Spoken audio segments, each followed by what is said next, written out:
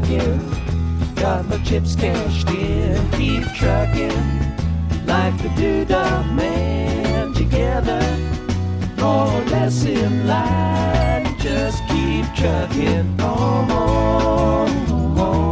Hey now, welcome back. It's another Thursday edition of Homesteads and Homeschools. Do a little review of what's been cracking off here on the GVQ quarter over the last month. This is update number 14, so you can find the show notes at homesteadsandhomeschools.com/GVQ14. I will try to put some show notes up. I have not been doing that apparently. I went back to look and see, and it appears that the last time I put notes up for this was July. So a little behind, but hey, you know, when I don't have links for someone else to post and someone to hold me accountable in that sense, you know, there's pictures. They exist somewhere. I'll get them. And actually, this month I have some pictures to show you. There will be pictures, and I will do that. I will do that. Hopefully before this airs, but we'll see. Anyway, guys, I hope you all are doing well. If you like what you're hearing here, go check out patreon.com/libertyhippie. Go to the Amazon link, homesteadsandhomeschools.com/Amazon. Click through the little affiliate link there, or even go onto iTunes, leave a review. Tell a friend, tell a neighbor, get the word out there, spread the word a little bit, and help the show to grow.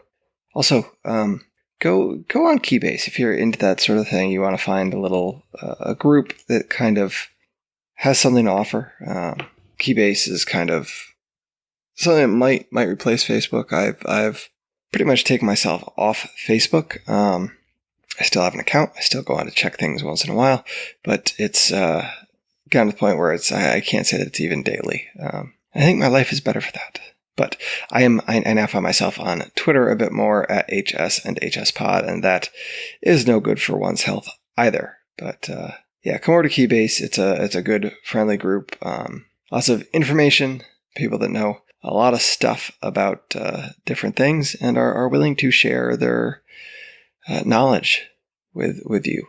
I know I have questions and I ask, and I usually get some pretty good answers, so you can come do the same. I will post a link to that in the show notes, because yes, I have found it. If you listen to Thursday's show, I didn't know where it was. Now I know where it is, so you can come and do that. Now, let's get into it, shall we? So, schooling. Schooling's been going okay. We're still doing our thing. My youngest two are still in public school, still wearing masks every day. Still just mind-blowing. You know, my youngest keeps taking his mask off on the bus, and this is problematic because they have video cameras all over the bus, and whether or not the bus driver cares, you know, for the sake of video and her doing what she's supposed to do, he has to wear his mask. So that's an issue. The other issue is he is still taking off his seatbelt. So he's 4 years old, and he will get out of his booster seat. He's not even in a booster seat. He'll get out of his toddler car seat, his infant car seat, right? With the 5-point harness. He's still in that because you can't trust him not to take his seatbelt off in the middle of the highway and jump around the car, because that is something that he has done and he continues to do. So 5-point harness gives us a little bit of time to try to get him back in before he can get all the way out. So on the bus, he also has a seat like that, but he will take himself out and get in the aisle of the school bus, which causes the whole bus to stop and everybody. So I think it's just kind of a matter of time before we end up getting kicked off the school bus in preschool. So it should be fun. You know, we've started to kind of take them to school, pick them up from school a little bit, give the bus driver a little bit of a break. But, you know, we're trying to mix things up a little bit. You know, one of the things going into the decision to send the two younger ones to public school was to give everybody sort of a break from each other and a bit of breathing room. And I think we're kind of achieving that to some degree, but at the same time, I don't know. We'll see what happens. I don't think it's definitely not something that's going to last. That's where that is. I haven't seen a lot, you know, come home. Public school is kind of public school. It is what it is. It's they had a book fair, sent our daughter in with some money to pick up a couple books. Granted, we didn't send a list in. I guess you're supposed to send a list with your kid to go to the book fair, because usually, you go into the book fair with your child and pick out a book, or you order the book and it comes to the classroom. Well, because of COVID, no one was allowed into the school, of course, still. So the children are there by themselves with their money. And I don't know. I guess we just didn't send a list. And of course, you send your child in with the money for a book fair, and when they come back with one of those, I don't know what you call it, trendy little fluffy kitty keychain things that go on your backpack that cost $10, $9. It's unnerving. And you can't totally blame teachers or whatnot, but you got to wonder why is that even there at the book fair? Why is something that costs that much money, that is that big of a piece of garbage, at the book fair? Like, it's books, man. Just let's sell books and pencils. Let's just keep it what it is. But you got to make your money where you can, and schools allow that to happen. So, anything else with school? Homeschooling. We're getting into World War I and World War II with my older son, and it's been kind of fun because I'm not a big history guy. I think it's interesting. It's not like what I know a lot of. It's not my favorite subject. But we've been getting into World War I and World War II, and it's been kind of interesting because the book he's been using by, I don't know the name of it offhand, the author is Joy Hakim. It's not totally one-sided. It's not your history book that you'd use in the public school. There is a little bit of shade thrown at the U.S. government and some of its actions during World War I and World War II. I do not recall learning about Japanese internment camps in World War II.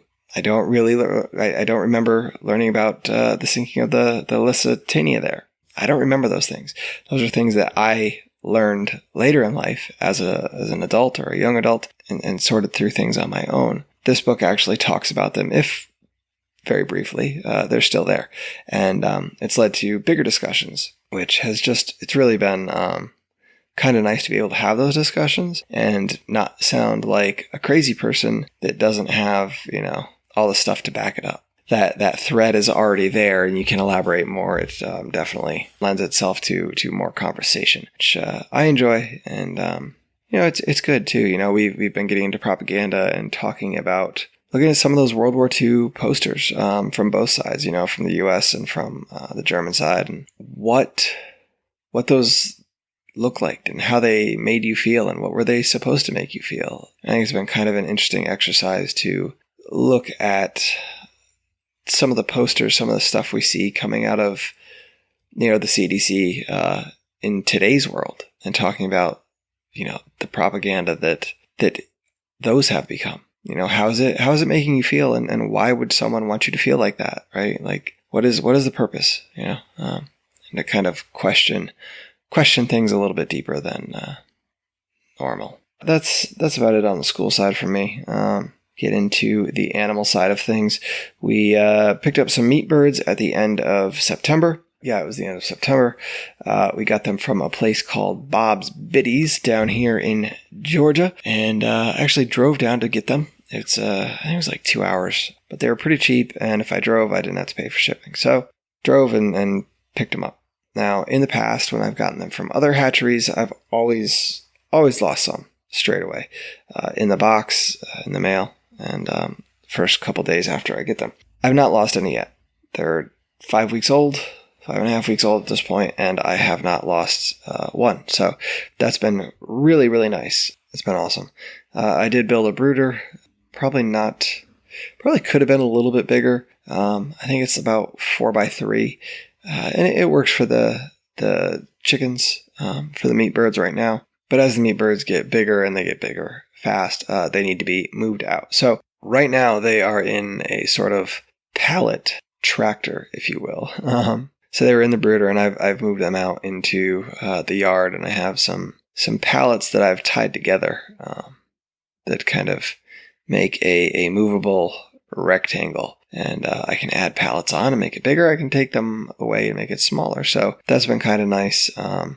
They're in the yard with one of the Great Pyrenees that we've been working on training. And I will let them out, during the day, and they wander around the yard, and dog is pretty good with them. Cats are interested in them, but I think they are too big for the cats at this point, so we're okay there. I got there was two different types of Cornish cross. There was, I don't know what it is, the Cobb and the Ross, I believe, are the two different varieties.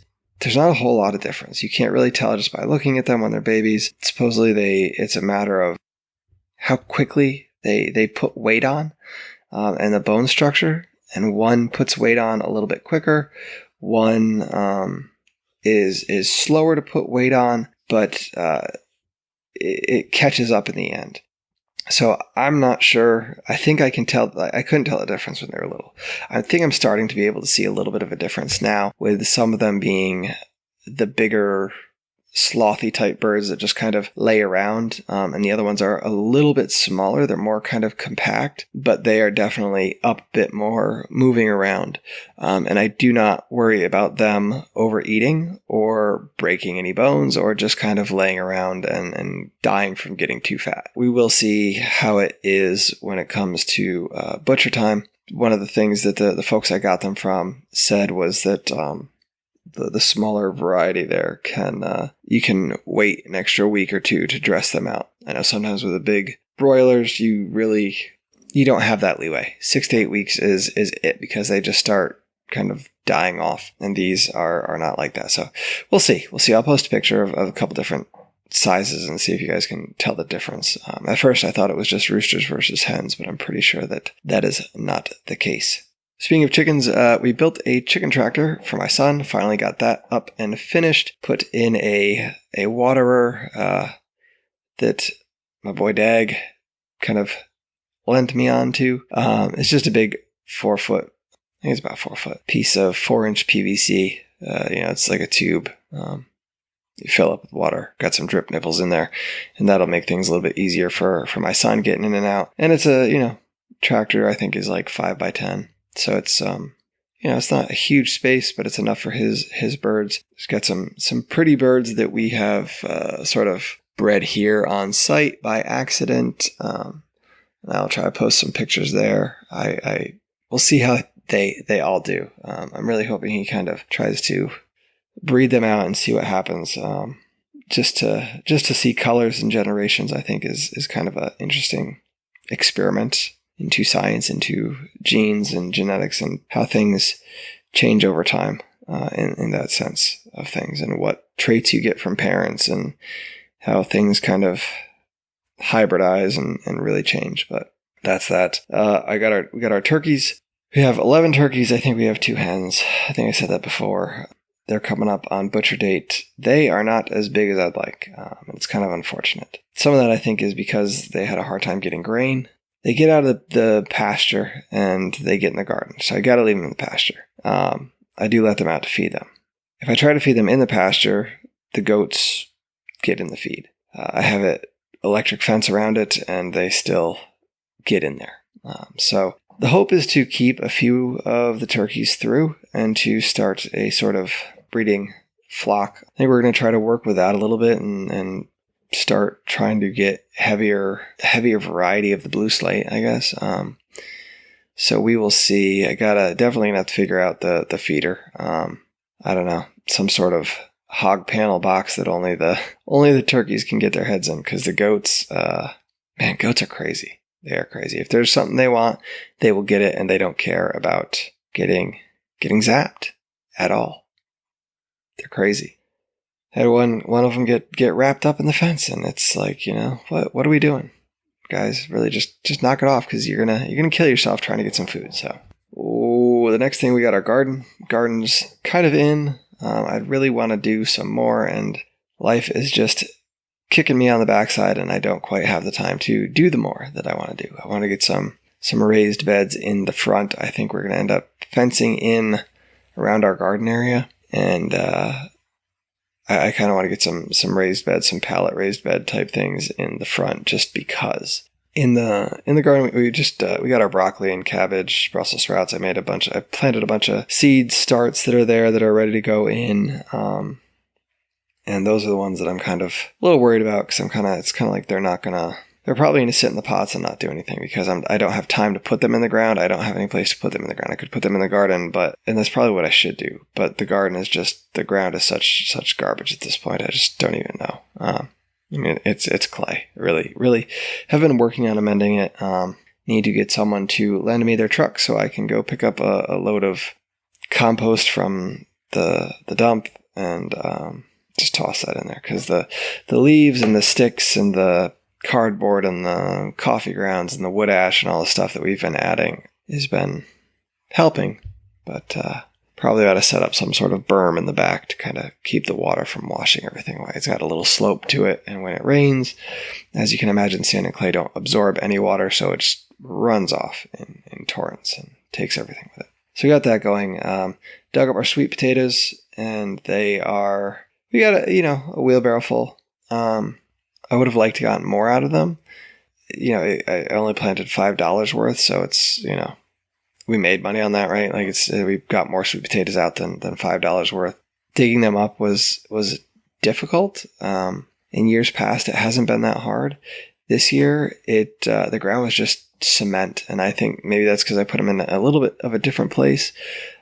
But digging them up was difficult, and you could tell when you were digging them up. Kind of when they hit that hard clay underneath them, they just kind of started getting squirrely and wiggly, and weren't your kind of normally looking sweet potatoes. But they are out in the garage curing right now, putting them down on some cardboard to kind of cure in the heat so the sugars develop. First time we did sweet potatoes, I was unaware that you had to do that with them, and we're eating some sweet potatoes and they just were tasting gross and fibery. And then I did some more reading and learned that they have to cure in nice hot temperatures. So those will be good. Looking forward to that. Also planted a fall crop of wax beans that are coming right now. And man, I love beans. Pickled beans, steamed beans. Peanut butter beans. I love my beans. So glad that is coming. And I think that's about it. It's hunting season. I have not seen anything. Usually I hear lots of stuff getting shot in the back. But like I said before, they clear cut behind us. And I think that disrupted a lot of bigger wildlife moving through. And there hasn't been a lot of stuff. And the guys behind me haven't been shooting a lot of stuff. So we'll see what happens when rut comes along in a couple weeks here. But that's all for now. And weather's finally starting to cool down. So we've been doing a little bit of fires out at the fire pit, roasting some green coffee beans in the popcorn popper, eating s'mores and roasting hot dogs. So it's been fun. That's really all for this month, you guys. Like I said at the top, go check out the show notes. If you like the show, share it around, tell your friends, and bring a buddy. But that's really all, you guys. I appreciate your time. Go out there, do something positive, make people happy. Don't worry about Tuesday and what's coming, because there's nothing we can do about it. What's going to happen is going to happen, and the only thing you can do is try to affect your community. Something I have to keep reminding myself, but it's where it is.